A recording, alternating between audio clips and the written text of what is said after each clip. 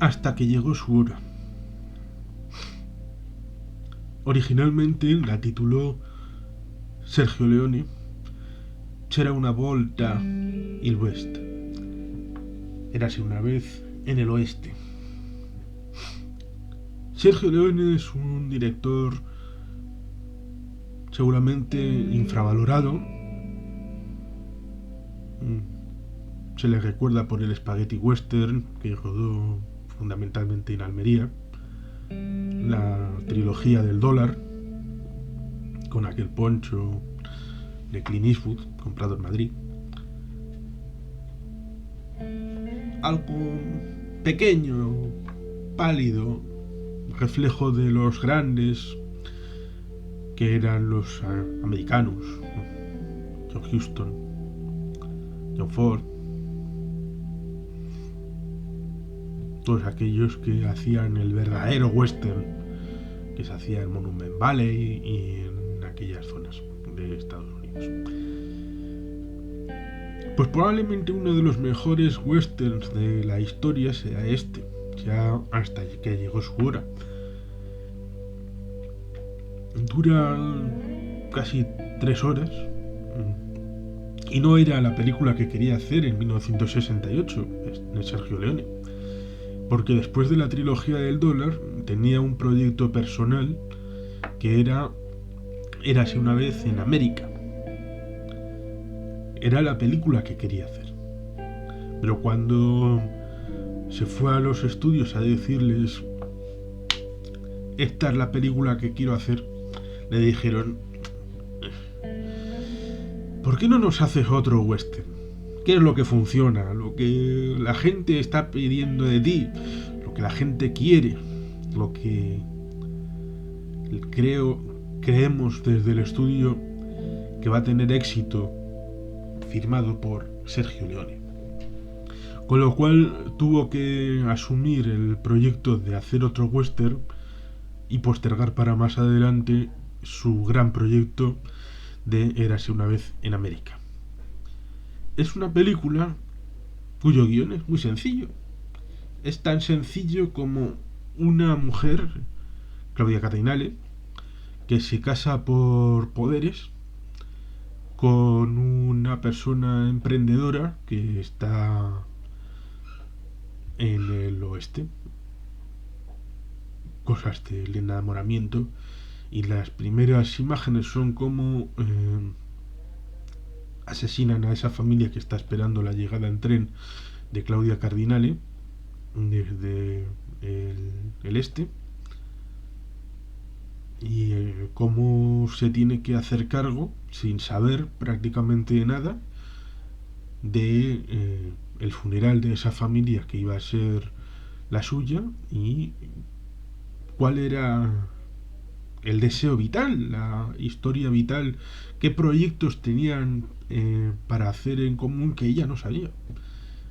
Con lo cual en la película va sobre por qué le han matado a esa familia, qué razones hay para que alguien que hasta ese momento era el amigo de los niños, como era Henry Fonda, asesine hasta niños, porque es uno de los choques emocionales que se planteó en esa película, porque como digo, venía de ser prácticamente el amigo de los niños, una persona afable.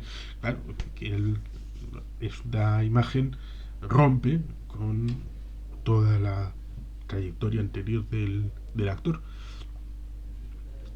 y viene una aventura pausada, calmada, tranquila, en el oeste acerca de, en el fondo, el progreso. El progreso simbolizado por el tren, pero que también abre las vías a otras cosas que entronca con otras películas del momento, como es el choque conceptual entre el este civilizatorio y el oeste naturaleza y quién se impone sobre quién, que es un elemento que está tratado en en otras películas, y probablemente esta, hasta que llegó su hora, que también cuenta con Charles Bronson, Jason Robards y otras estrellas del momento, bebe de lo que se ha llamado el western crepuscular, después de el periodo de grandeza de los años 40, 50, en los que se hacían westerns épicos. Este es más bien de la época del crepúsculo, de la explicación de cómo el oeste americano en un momento dado dejó de serlo.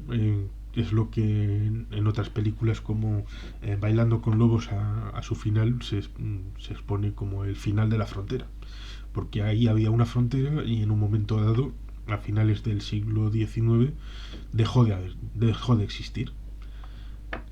Es una película que para mí es muy interesante. En un momento dado yo solía ver con un amigo no muy lejos de aquí, en su casa, westerns, pero westerns pues más bien clásicos, estilo John Wayne. Y bueno, pues ver esta película resultó diferente en mi caso, y cada cierto tiempo la he ido revisitando porque es un espectáculo. Quizá otras sean más ágiles, más divertidas, más entretenidas. Quizá con esta película empezó Sergio Leone a tratar de cambiar su registro narrativo y exponer cosas más profundas, que luego, por ejemplo, en el año 71 le obligaron también a hacer algo, pudo hacer algo mixto, como es reflejando la Revolución Mexicana de 1910, Agáchate maldito, con James Coburn, y tuvo que esperar otros 13 años hasta que en el año 84 pudo estrenar por fin la película de su vida, que es Érase una vez en América, con Robert De Niro y James Woods. Y se murió, no pudo hacer nada más. Pero eso sí, mucho más adelante. Esta película tiene momentos épicos, por ejemplo, con la música de Ennio Morricone. Hay una escena que es muy clásica, la vinculación entre música, interpretación, que es cuando viene el tren, llega el tren, eh, y enlazamos la llegada del tren, la salida de Claudia Cardinale a la estación, y en vez de seguirla, todo esto con la música de Ennio Morricone fantástica, en vez de seguirla, en la cámara sube por arriba del tejado de la estación y descubrimos el pueblo que se está construyendo y cómo Claudia Cardinale va paseando en dirección hacia su nueva vida, hacia el desconocido, porque lo conocido es lo que ha dejado atrás, la seguridad del tren, en su caso. Esto evidentemente fue homenajeado, dicho diplomáticamente, por Robert Zemeckis, ahijado de Steven Spielberg, en Regreso al Futuro, como todo el mundo sabe, en la saga con Marty McFly, en este pueblo que también está por la zona del oeste americano.